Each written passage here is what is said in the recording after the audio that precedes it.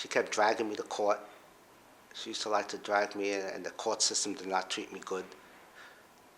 She was trying to get like supervised visitations, and I'm saying, but even though I live in a community residence with other people, 12 other people, I'm not a danger. I don't harm people or anything.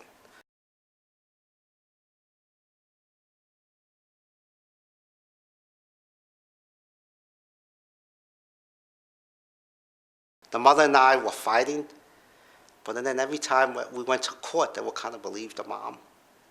And then when it came for time for me to protect myself, they would cut me off.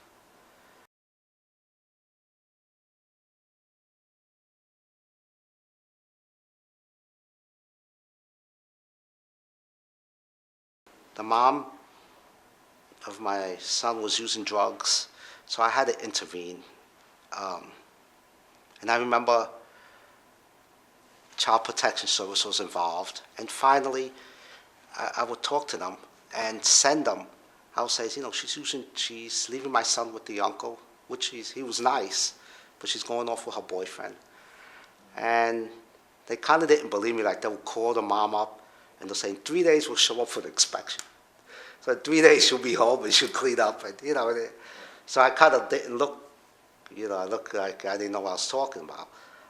Surprise visit, and they went to the house, and my son opened the door at 11 at night, and he was like 3, and they said, "Where's your mom?" "Oh, she's not here," and that's what I was saying, and I gave them the address where she was, and they knocked on the door. She opened up, even though the uncle was watching my son, but it was sad, and they went and pulled out my son, and the next day I had to be in Rochester to present. I flew down to Rochester, I'm waiting, and then they called me and they said, "Okay, we got your son, come get him." So I canceled the presentation, and I'm leaving, I'm gonna go get my son, and I hop on the next plane to come back.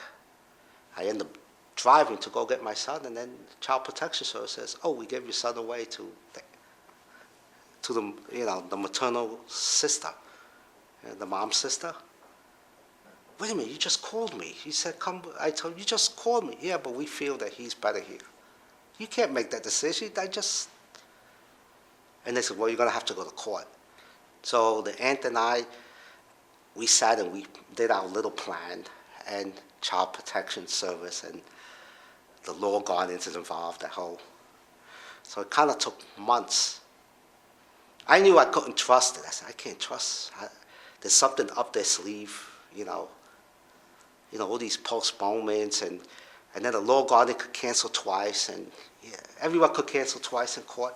So it lasted over a year, and I said, I can't let this drag on any longer.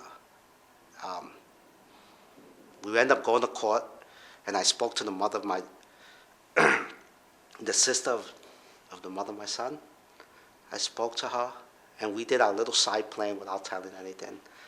And the court date finally happened, and I remember going in there, and I told my aunt, my sisters all to show up. I said, "I need your backup. I don't trust the system." And so we go there, and I have all this family member there, and the law guardian and the Child Protection Service. The first thing when they come in, they say, "What's all these people here?" That's what I said. "This is my support." "But why'd you bring them all?" "That's my support." Suddenly they realize, wow, George has a lot of family. They try to separate me from my family. So they pull me to the corner, and the piece of paper says that I'm going to sign custody over to the aunt. That was like 8:30 in the morning. They told me to show up. Then suddenly, like 10:30, they come back with another piece of paper. This paper says, we'll share custody with the aunt, but the boy stays there, and she makes all the decisions. He goes, "Okay, we'll give the son to your sister." Full custody, and he has to stay there, and I have visitation rights, like something like, all right, you want to give custody, we're going back and forth.